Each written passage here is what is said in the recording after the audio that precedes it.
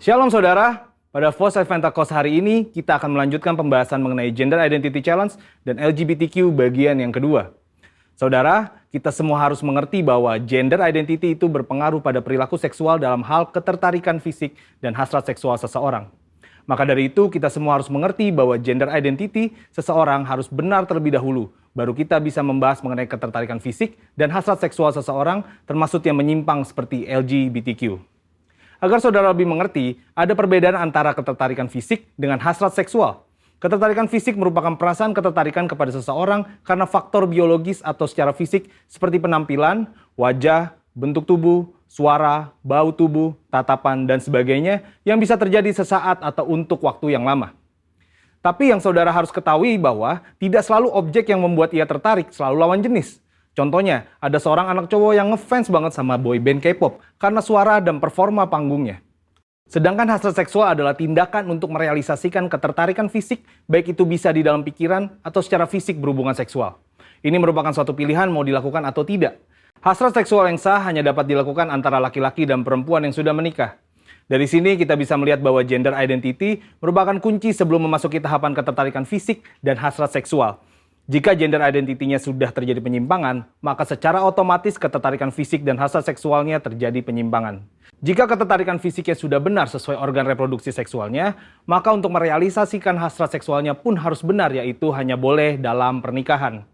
Sampai di sini terlihat sekali bahwa hasrat seksual LGBTQ, baik yang dituangkan dalam bentuk hubungan fisik maupun pikiran seperti fantasi dan juga semua hasrat seksual kaum heteroseksual yang terjadi di luar pernikahan, semuanya adalah salah dan merupakan dosa. Maka dari itu dalam Imamat 18 dan 20 ayat ke-10 sampai ke-21 jelas melarang segala perzinahan dan percabulan, ketertarikan fisik yang tidak wajar, dan pelaksanaan hasrat seksual yang menyimpang kepada orang tua, saudara kandung, saudara tiri, sepupu, sanak saudara, dan bahkan kepada binatang. Lebih lagi Tuhan Yesus dalam Matius 5 ayat ke-27 sampai 30 menegaskan bahwa jika seseorang memiliki hasrat seksual di dalam hatinya, meskipun belum direalisasikan dalam tindakan fisik, hal tersebut juga adalah dosa. Nah, sampai di sini mungkin saudara bertanya, bagaimana langkah pemulihan bagi mereka yang mengalami Gender Identity Challenge dan LGBTQ? Ternyata langkah pemulihannya sama dengan semua yang jatuh dalam dosa, yaitu bertobat, berbalik dari dosa, dan datang kepada Tuhan Yesus untuk pengampunan dosa serta memberi diri untuk bertumbuh ke arah Dia.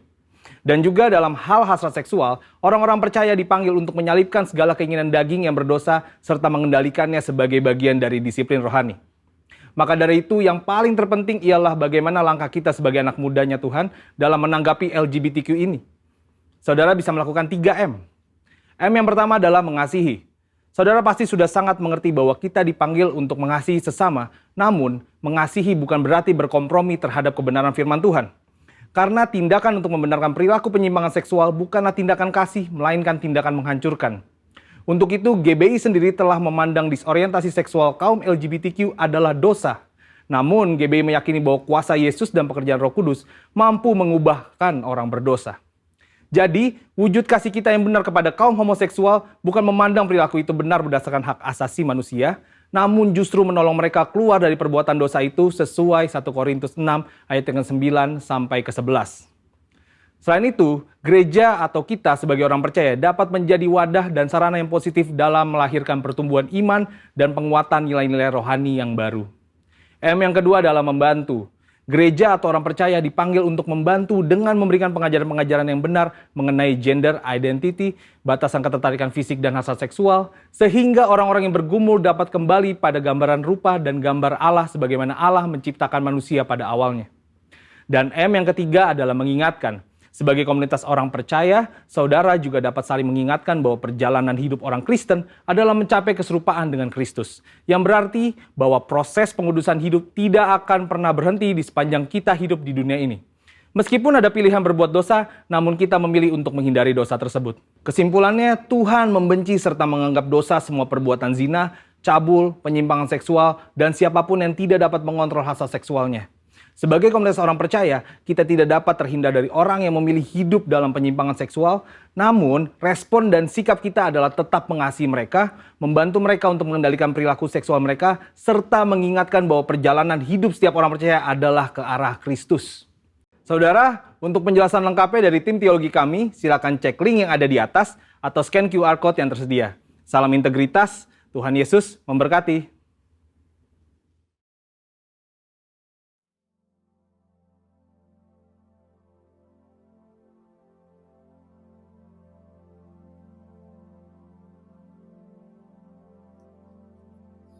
Salam Bapak Ibu, Saudara jemaat yang dikasihi Tuhan, memperhatikan pandemi COVID-19 yang terjadi di bangsa kita yang masih menunjukkan angka yang cukup tinggi, maka kami menghimbau kepada jemaat supaya menerapkan secara ketat protokol kesehatan 6M, mengenakan double masker, mencuci tangan dengan sabun, menjaga jarak, menjauhi kerumunan, mengurangi mobilitas, dan juga melakukan vaksinasi.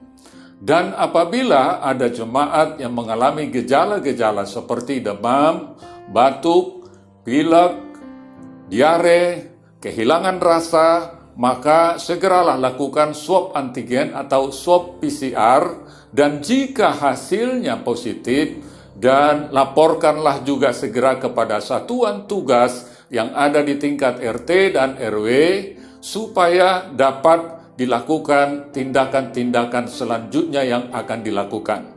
Dan kalau akan melakukan isolasi mandiri, lakukanlah itu dengan tetap teguh, disiplin, dan melakukannya dengan menghindarkan terjadinya orang-orang yang satu rumah menjadi mengalami terpapar.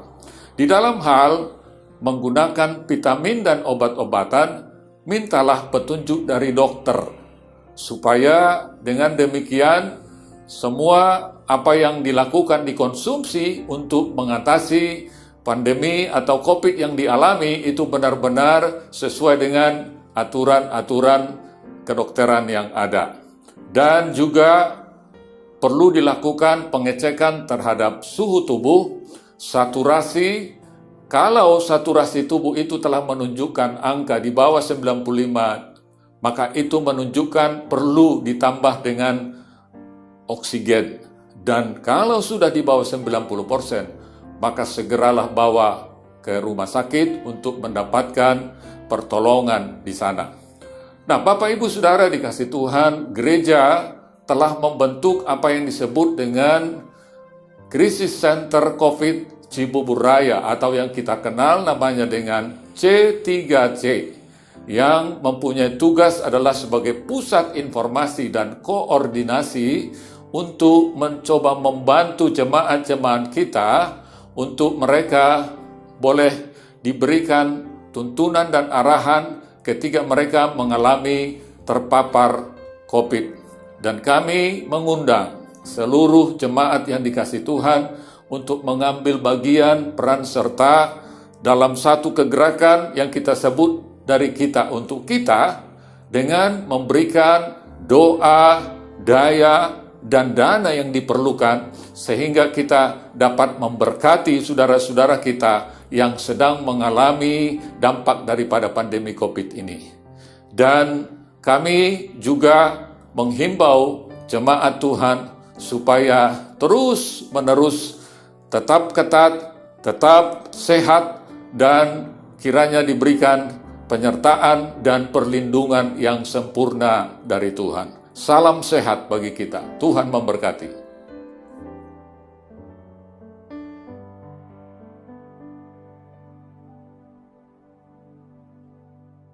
Shalom Bapak Ibu Saudara terkasih dalam Tuhan Yesus. Shalom, shalom Cibubur Raya. Memasuki minggu yang baru, kita percaya Tuhan Yesus memberikan kita damai sejahtera dan sukacita yang melimpah. Amin. Kasih tepuk tangan buat Tuhan Yesus. Sorakan haleluya. Sebab kasih Allah tidak pernah berkesudahan bagi setiap kita. Amin. Sama-sama tepuk tangan buat Tuhan Yesus.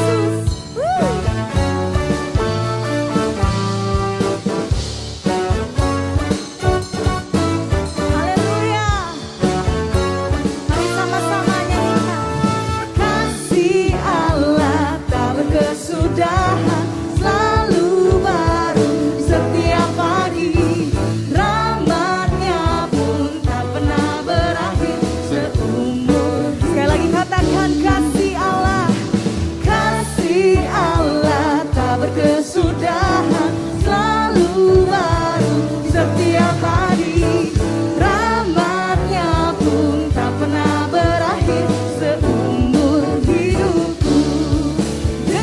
sukacitaku kan menari, dengan sorak-sorai memuji, ku naikkan pujian, haleluya, nyanyi bagi Dia Sang Raja, nyanyi bagi Dia Sang Raja.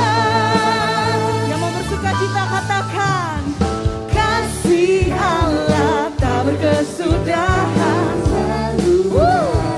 setiap pagi rahmatnya pun tak pernah berakhir seumur hidupku. Kasih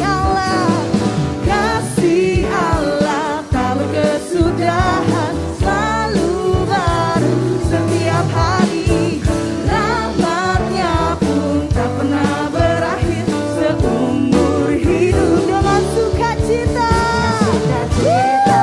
bukan menari, dengan sorak-sorai memuji, ku naikkan pujian, haleluya, nyanyi bagi Dia Sang Raja, nyanyi bagi Dia dengan sukacita, ku kan menari, dengan sorak-sorai memuji, ku naikkan pujian, haleluya, nyanyi bagi Dia Sang Raja, nyanyi bagi Dia Sang Raja. Sebab Tuhan Allah kita, Dia yang setia, Dia yang selalu ada bagi setiap kita, amin. Yang percaya sorakan, haleluya. Sukacita bukan menari, dengan sorak-sorai memuji, ku naikkan pujian, haleluya, nyanyi bagi Dia Sang Raja, nyanyi bagi Dia dengan sukacita, bukan menari, dengan sorak-sorai memuji, ku naikkan pujian, haleluya, nyanyi bagi Dia Sang Raja, nyanyi bagi Dia Sang Raja selamanya, selamanya, haleluya. Mari sorakan haleluya. Dan Tuhan Yesus ada bagi kita selama-lamanya, sampai selama-lamanya, amin. Mari sama-sama kita naikkan pujian penyembahan kita yang terbaik buat Tuhan Yesus.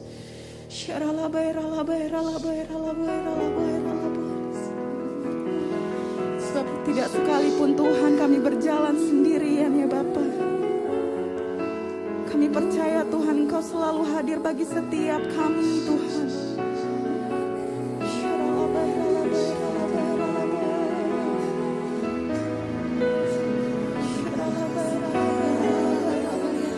Mari dirikan penyembahan yang terbaik buat Tuhan.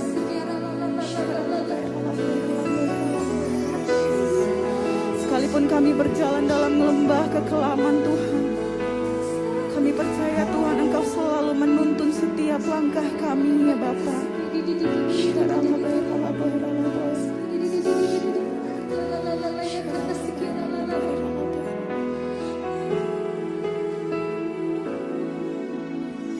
Sekalipun ku berjalan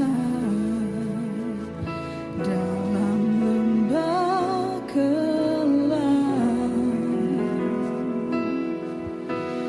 namun tangan-Mu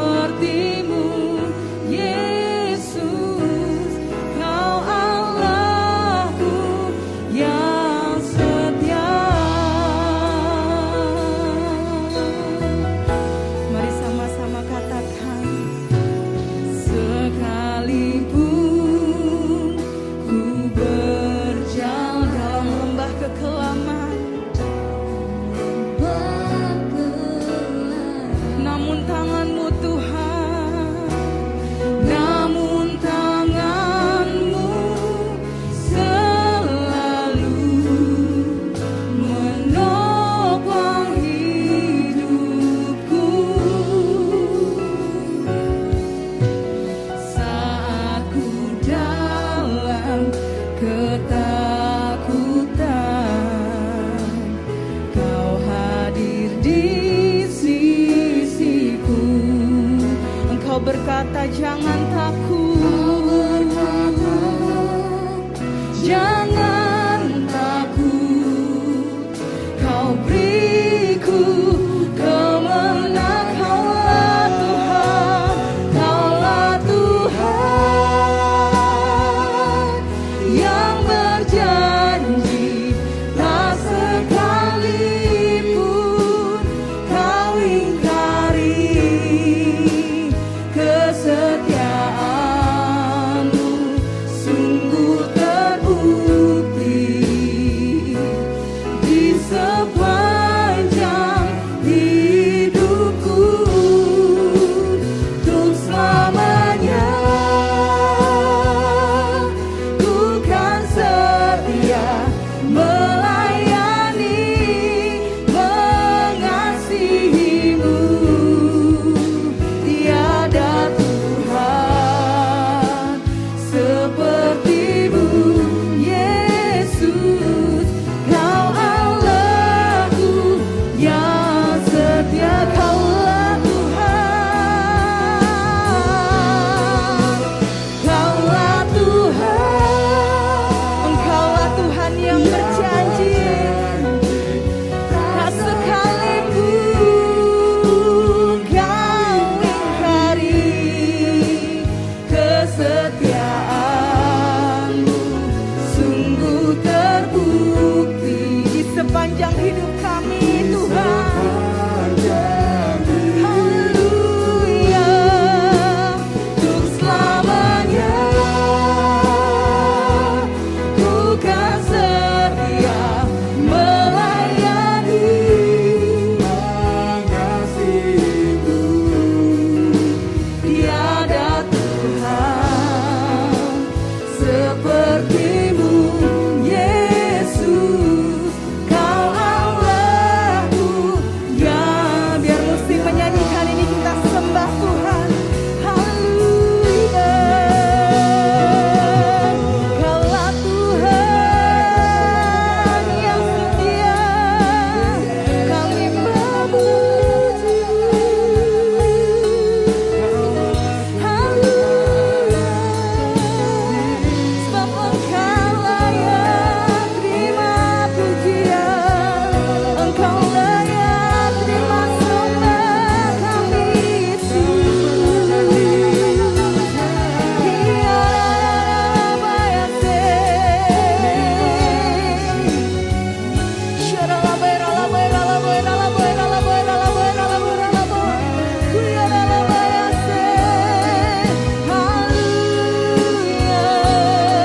Penyertaan-Mu sempurna bagi setiap kami, Tuhan.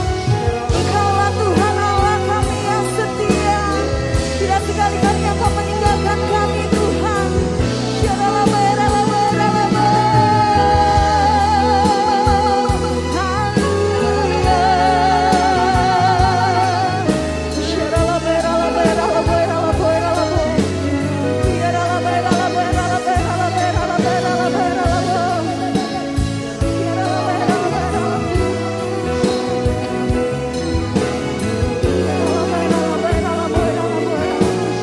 Kami mau terus mengangkat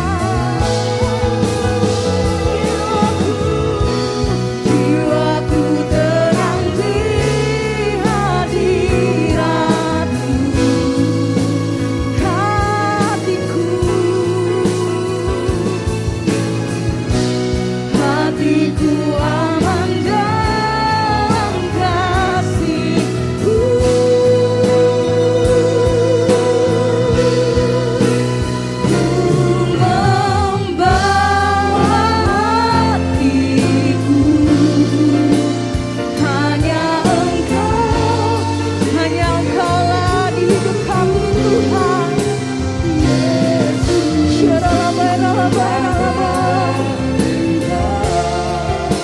selamanya ku menyembahmu,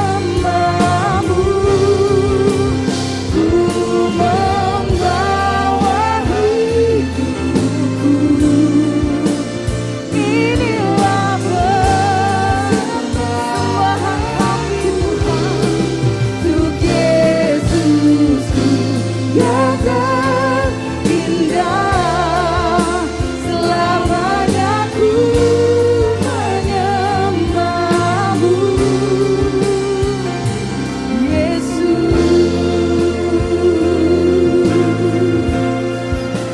Selamanya ku menyembahmu, Yesus. Selamanya,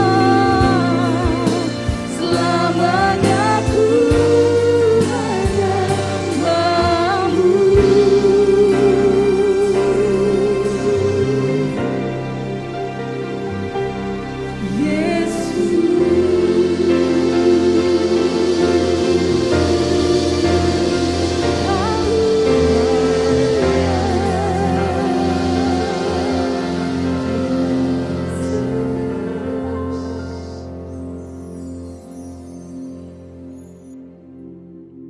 Mari Bapak Ibu Saudara kita berdoa.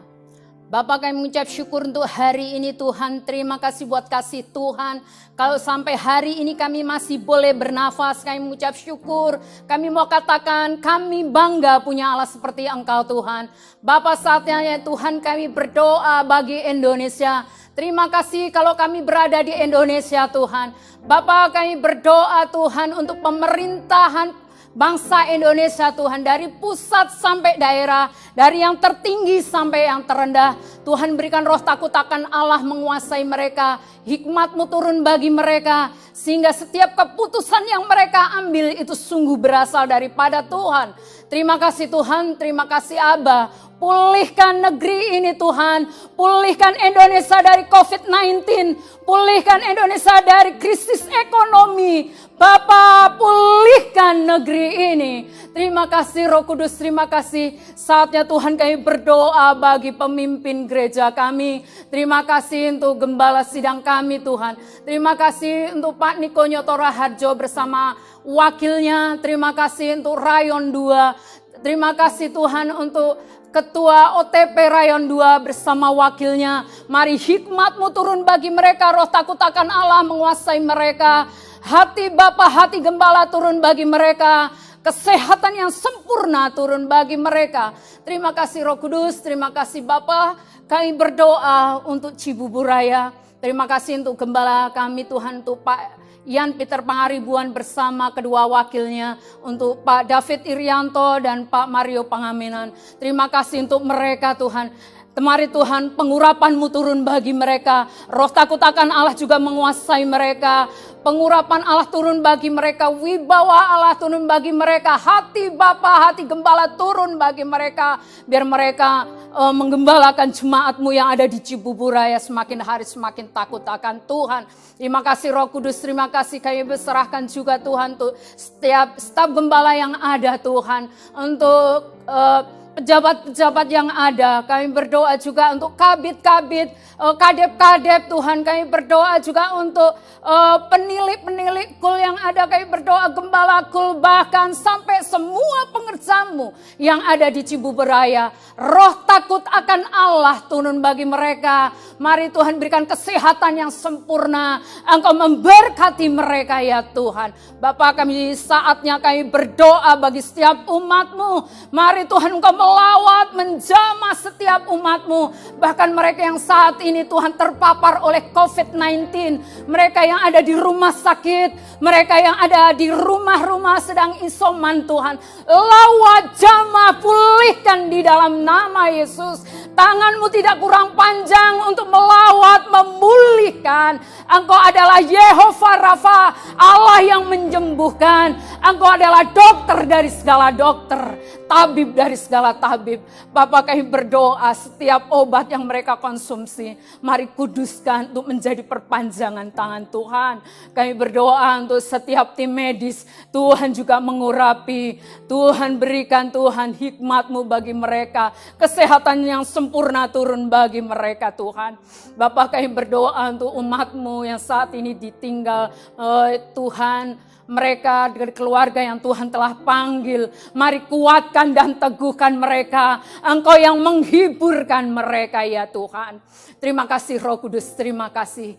Terima kasih Abah. Sebentar kami akan mendengarkan kebenaran firman-Mu. Mari Tuhan mengurapi hamba-Mu. Mari Tuhan taruhkan hati-Mu dalam hati hamba-Mu. Apa yang Kau rindukan bagi umat-Mu, sampaikan melalui tutur bibir hamba-Mu. Biar setiap umat-Mu dikuatkan, dipulihkan Tuhan. Mereka yang terikat, dibebaskan, dimerdekakan. Terima kasih Roh Kudus, terima kasih Bapa. Kami siap untuk mendengar kebenaran firman-Mu. Di dalam nama Yesus Tuhan, kami berdoa, mengucap syukur. Haleluya. Amin.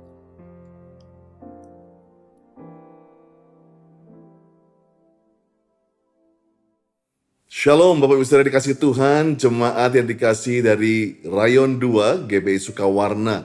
Saya rasakan hadirat Tuhan dalam penyembahan yang tadi kita baru lakukan. Biarlah hadirat Tuhan yang memberikan damai sejahtera, memberikan sukacita, memberikan pengharapan buat setiap saudara.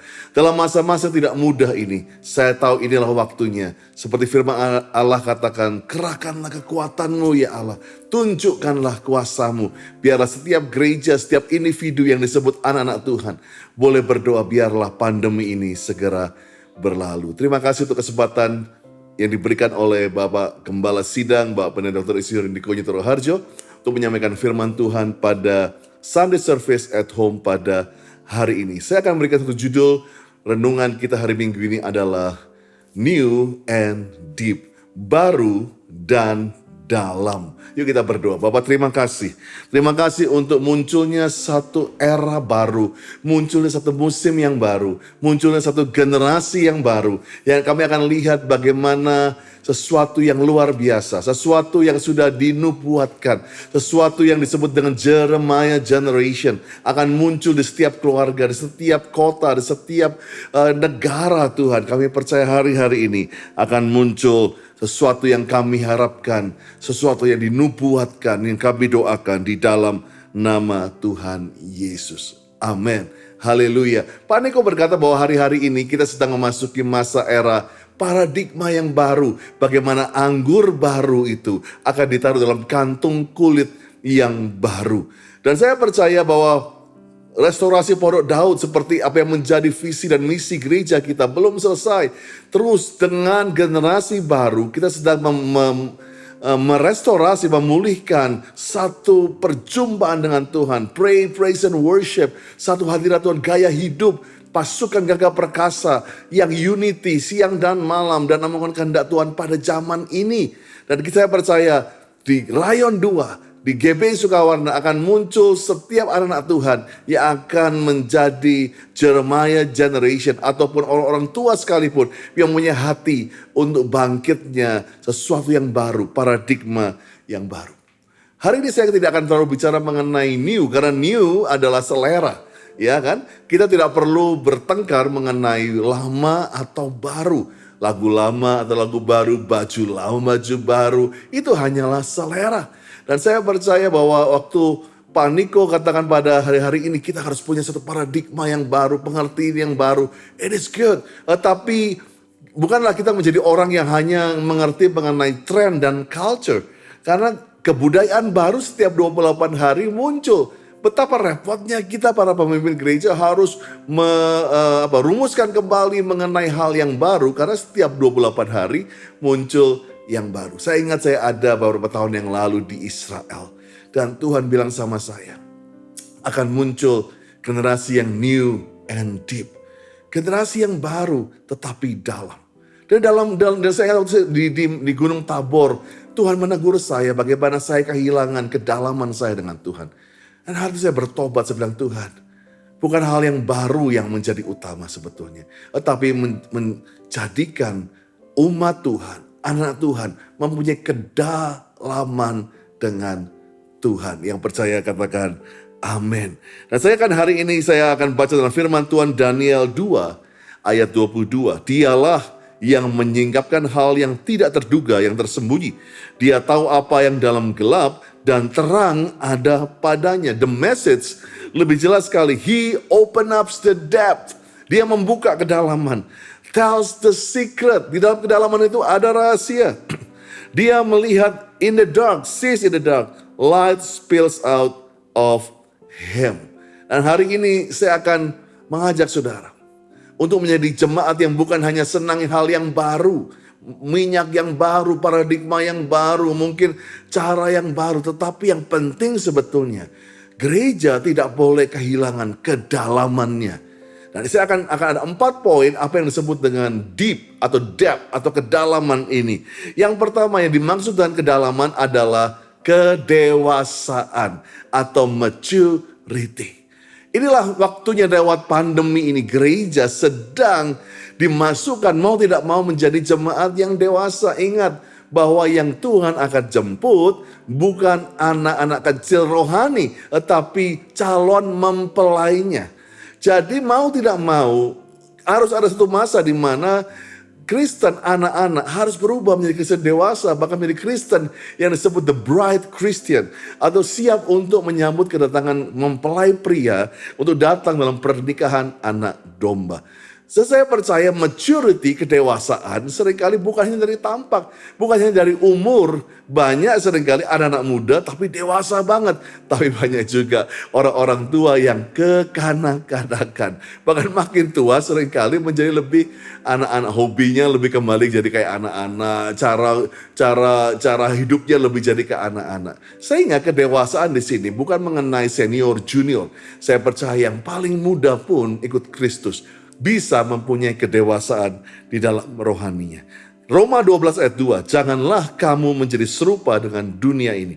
Berubahlah oleh pemburuan budimu, sehingga kamu dapat membedakan manakah kehendak Allah yang baik, yang berkenan kepada Allah, dan yang sempurna. Garis bawahi kata sempurna. Karena itu kita soroti hari ini. Nah, Pastor akan tulis di sini, kita akan bahas mengenai kata kedewasaan. Karena kata sempurna itu adalah telios yang artinya dewasa. Tetapi kita akan belajar dari Roma 12 ayat 2 dari terjemahan The Message. Begitu jelas penulis The Message membahas mengenai ayat ini. Dikatakan, don't become so well adjusted to your culture. Jangan cuma ikut-ikutan dengan kebudayaan, ya, dengan modern itu. That you fit into it. Yang kita kira, wah kita pasti cocok nih. Ini kan kebudayaan baru gitu ya. Jangan hanya memaksakan dirimu hanya untuk fit di situ. Instead, bahkan harusnya fix your attention on God. Taruh perhatianmu kepada Tuhan. You will be changed. Kamu akan dirubah from inside out, dari dalam keluar. Readily recognize what He wants from you.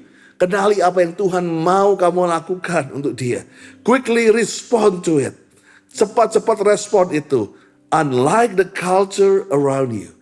Karena kebudayaan di sekitar kita ini always dragging you down to its level of immaturity. Selalu menarik kita turun ke level menjadi tidak dewasa. Ingat itu. Kebudayaan kita selalu membuat kita menjadi tidak dewasa. Ya. God brings the best out of you. Tuhan sedang membawa sesuatu terbaik dalam hidupmu. Sesuatu develops well-formed maturity in you, yaitu sesuatu yang sudah dibentuk dengan sempurna, yaitu kedewasaan di dalam engkau. Saya suka sekali kata telios yang tadi saya sebutkan, yang Roma 12:2, sempurna, dewasa. Telios berarti finish, complete, mature, full grown, ya, menjadi dewasa yang siap untuk udah masak, udah matang. Tapi saya percaya di sini kedalaman dalam bentuk maturity ini perlu dirasakan. Dan dirasakan ini gak bisa ekspres.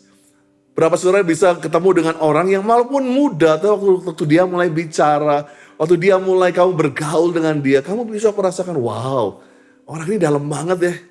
Dia wise banget, dia punya kedewasaan banget. Dan itu nggak bisa kelihatan dari luarnya saja. Banyak orang dari luarnya kelihatan dewasa, dalamnya tidak dewasa.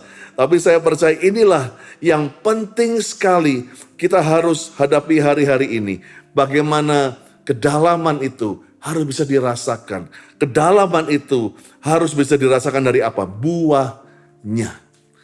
Sebuah pohon disebut matang kalau dia berbuah. Satu pohon menjadi sempurna atau telios atau maturity bukan karena batangnya besar, daunnya banyak, bunganya indah. Tetapi sebuah pohon, analogi Tuhan banyak pakai pohon.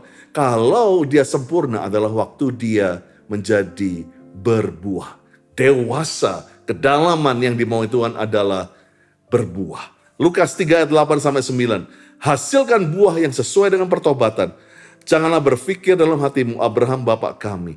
Karena aku berkata kepadamu, Allah dapat menjadikan anak-anak bagi Abraham. Dari batu-batu ini, kapak tersedia. Pada akar pohon itu, setiap pohon tidak menghasilkan buah yang baik.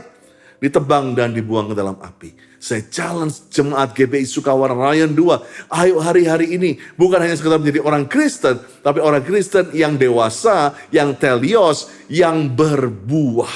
Galatia 5, 22-23, itulah buah yang siap ditunggu oleh masyarakat Jawa Barat, Jawa Tengah, atau wherever Rayon 2 ada. Buah roh ialah kasih, sukacita, damai sejahtera, kesabaran, kemurahan, kebaikan, kesetiaan, kelemah lembutan, penguasaan diri. Nggak ada hukum yang menentang hal itu. Itu buah kedewasaan, kedalaman yang sedang ditunggu-tunggu. Buah arti kedalaman yang kedua. Tadi pertama, kedalaman yang pertama adalah maturity atau kedewasaan. Kedalaman kedua yang Tuhan maksudkan adalah intimasi, yaitu keakraban, keintiman kita. Saya percaya semakin kita dalam mengenal seseorang, semakin kita intim dengan seseorang, maka kita mengetahui dia luar dan dalam, dan itu membawa kita bisa tenang. Intimasi membawa ketenangan. Para murid sempat panik. Bahkan mereka hidup sama Tuhan sudah 3 tahun waktu itu. Bahkan sudah bisa bayangkan badai itu besar banget. Nelayan bisa panik. Nelayan bisa bangunin gurunya bilang, kamu mau buat kami mati ya? Dan dia tertidur dibangunkan. Jadi saya mau simpulkan seperti ini. Seringkali hubungan kita harus diuji dengan berapa dekat, berapa jauh, berapa dalam, berapa lebar kita mengenal orang itu. Semakin kita bisa mengenal orang tersebut, kita bisa menjadi lebih tenang. Kalau engkau dalam masa-masa pandemi ini, izinkan ambil waktu untuk tenang. Dalam tinggal tenang terletak kekuatanmu, seperti Yesaya 30 ayat 15. Sebab beginilah firman Tuhan Allah yang Maha Kudus Allah Israel. Dengan bertobat, dalam tinggal diam kamu diselamatkan. Wow.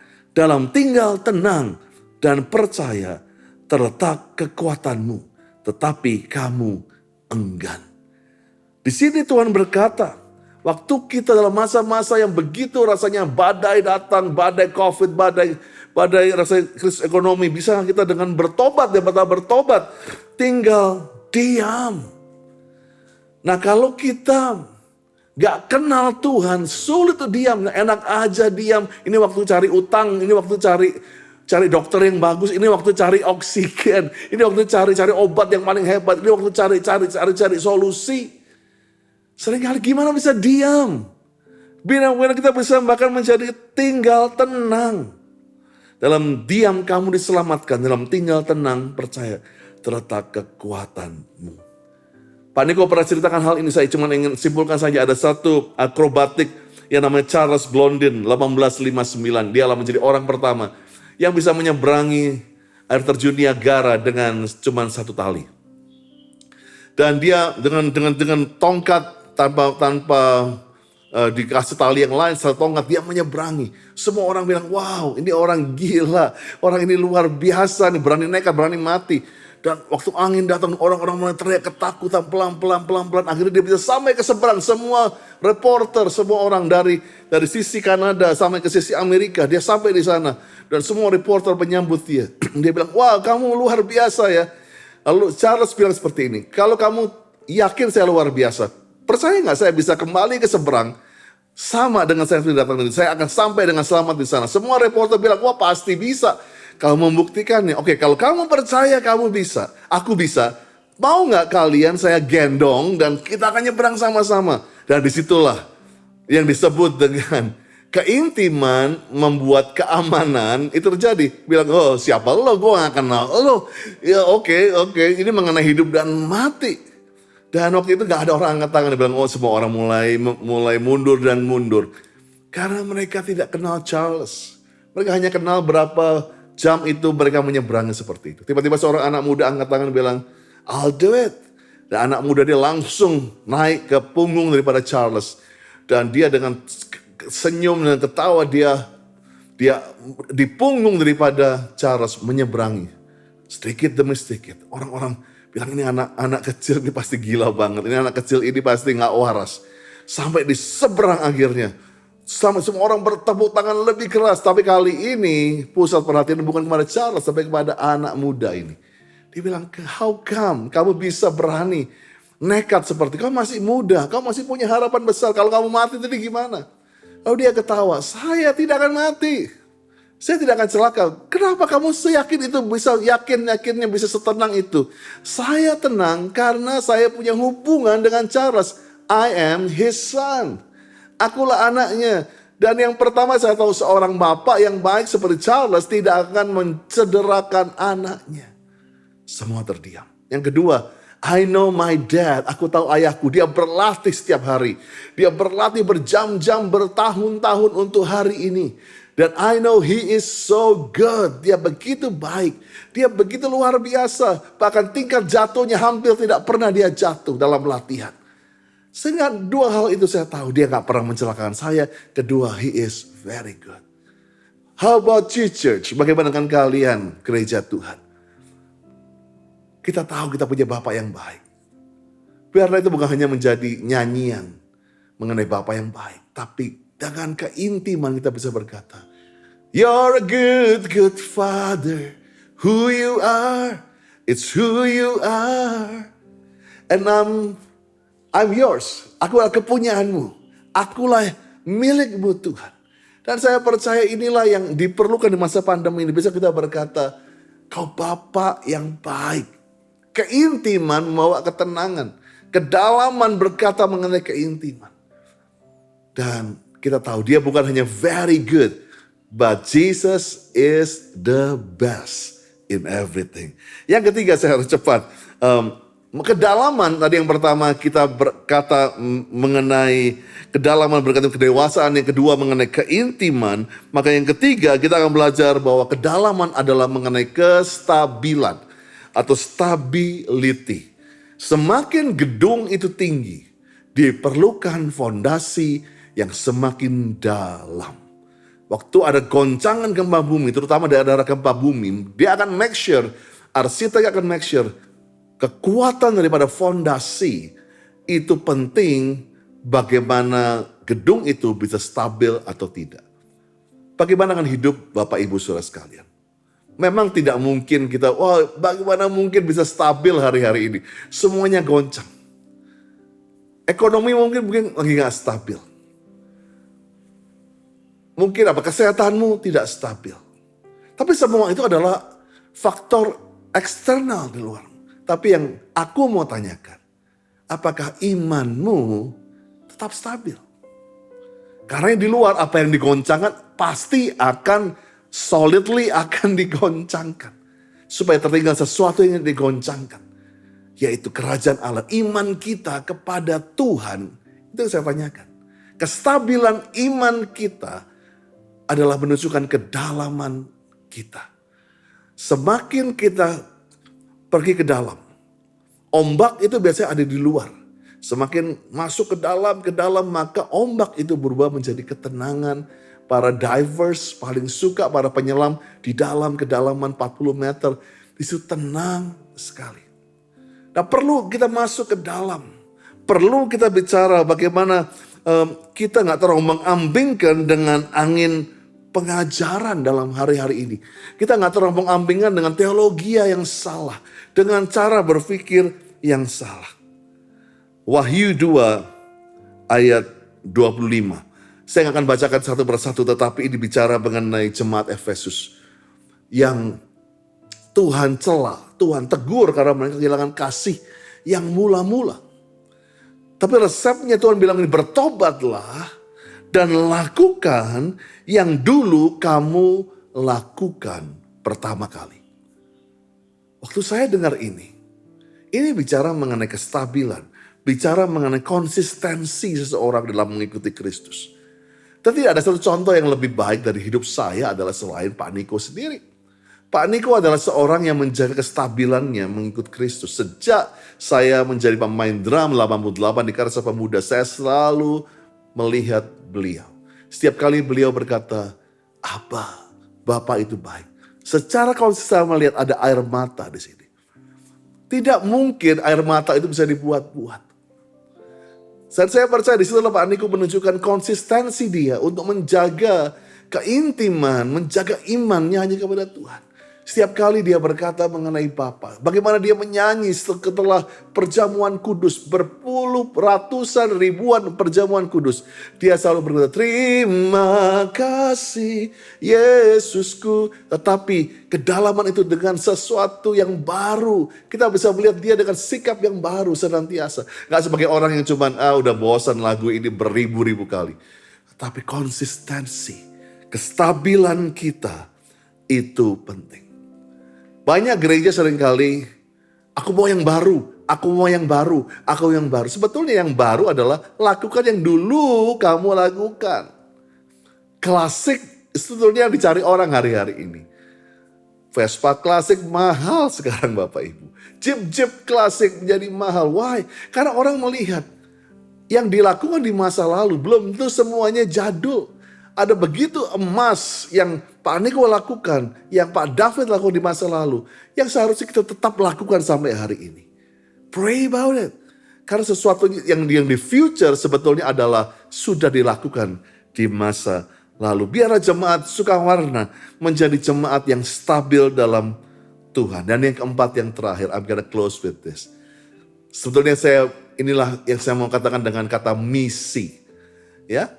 Kata misi tadi yang pertama, M-nya adalah maturity, I-nya adalah intimacy, S-nya stability, I yang terakhir adalah impact. Nah inilah di masa-masa pandemi ini, inilah saya paling suka yang terakhir ini. Anak-anak Tuhan, jangan cuman repot tampakmu bagus, tapi kamu harus berdampak dahsyat. Banyak gereja hanya yang penting tampaknya bagus, tampaknya keren. Yang penting wah keren deh di multimedia. Yang penting keren di mata generasimu. No. Tampak itu hanya bisa bertahan 1-2 minggu. Setelah itu ada yang lebih bagus lagi. Tetapi dampak itu akan terus terasa. Sering ada kata deep impact. Ya kan? Kata deep impact atau dampak dalam. Seperti orang-orang yang jago-jago ilmu silat itu ya. Dia gak perlu macam-macam, gak perlu teriak-teriak. Dia cuma sekali jeder begitu ya. Di luarnya gak apa-apa, dalamnya tiba-tiba udah luka dalam, muntah darah. Itu menunjukkan orang yang punya kuasa yang benar. Punya kuasa Roh Kudus, gak perlu macam-macam. Dia gak perlu show off. Dia cuma nyembah Tuhan, tapi dampaknya luar biasa. Hari-hari ini itu yang gereja harus lakukan, bukan hanya bingung mengenai tampaknya. Tapi yuk kita mulai berdampak. Dengan apa? Menyelesaikan amanat agung. Kita harus berlomba cepat-cepat untuk berdampak menyelamatkan orang-orang. Maut dan keselamatan sedang berlomba-lomba mengambil nyawa hari-hari ini. Dan saya percaya sudah cukup orang berjuta-juta di muka bumi ini mati karena COVID. Selamatkan jiwa-jiwa. Selama mereka masih hidup, buat dampak yang dahsyat. Karena banyak seperti 1 Samuel 16 ayat 7. Bahkan Samuel pun diperingatkan Tuhan waktu milih Daud. Jangan pilih tampaknya saja. Berfirmanlah Tuhan kepada Samuel, jangan pandang parasnya, jangan perawakannya. Aku telah menolaknya, bukan yang dilihat manusia, dilihat Allah. Manusia bukan melihat apa yang di depan mata, tapi Tuhan melihat hati. Wah, Tuhan melihat down inside, kedalaman di dalam ini. Semua tahu bagaimana Daud tampaknya sih meragukan, kecil, gak bisa apa-apa. Tapi dampaknya luar biasa. Apa dampaknya Daud mengalahkan Goliat, mengalahkan, bagaimana dia mengalahkan pasukan Filistin, membawa Yerusalem kembali menjadi ibu kota daripada Israel. Dia membawa tabut perjanjian kembali ke Yerusalem. Dan yang paling luar biasa dampaknya, dia membuat Tabernacle of David, yaitu pondok Daud. Dan saya percaya hari ini kita belajar di masa pandemi ini banyak hal.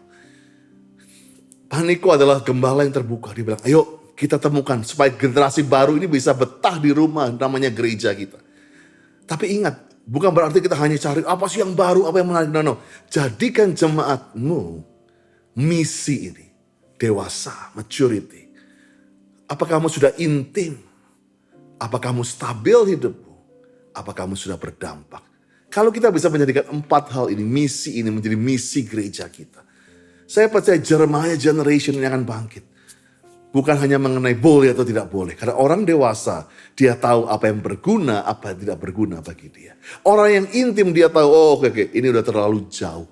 Orang yang stabil dia tahu, oh ini bukan pengajaran. Ini pengajaran yang akan menyesatkan aku. Karena dia punya akar yang kuat dalam firman. Dan orang yang berdampak, orang itu akan menghasilkan buah yang dahsyat. Saya selesai bicara sampai hari ini. Saya tahu pandemi ini belum selesai. Tapi jadilah orang, anak-anak Tuhan yang new and deep. Yang punya misi 4 poin tadi. Saya ingin berdoa buat saudara. Bapa, di dalam nama Yesus, berkati jemaatmu. Di mana mereka berada sedang melihat hal ini. Ajar kami dalam masa-masa yang menjadi dewasa. Menyembah di depan screen sebagai orang dewasa rohani. Mendengar firman sebagai orang yang dewasa rohani. Ajar kami terus menjaga keintiman kami dengan Engkau. Walaupun menyembah di depan screen. Ajar kami tetap stabil, kita baca Alkitab. Karena akar kami adalah dalam kerajaan Allah yang gak tergoncangkan. Dan ajar kami dalam musim yang sulit ini. Untuk terus berdampak. Untuk terus membawa dampak buat kota kami. Buat generasi kami, buat keluarga kami. Aku berkati jemaatmu. Aku berkati setiap para gembala hari-hari ini. Kami tahu Tuhan, tidak mudah hari-hari ini. Tetapi kami percaya, lewat para gembala yang terus punya first love, kasih yang mula-mula. Para pengerja yang kembali dikembalikan intimasinya, akan muncul the new church dengan semangat yang baru, dengan paradigma yang baru. GBI Rayon 2 akan penuh dengan kemuliaan Tuhan di dalam nama Yesus. Amen. Tuhan Yesus memberkati. Mari, angkat tangan saudara. Terimalah berkat Tuhan. Kasih karunia yang berlimpah-limpah daripada Allah Bapa dalam Anak yang tunggal Yesus Kristus. Persekutuan yang manis dengan Roh Kudus menyertai saudara sekalian mulai hari ini. Sampai Tuhan Yesus datang menjemput kita di awan-awan dan bahkan sampai selama-lamanya. Yang percaya bersama-sama katakan, Amin.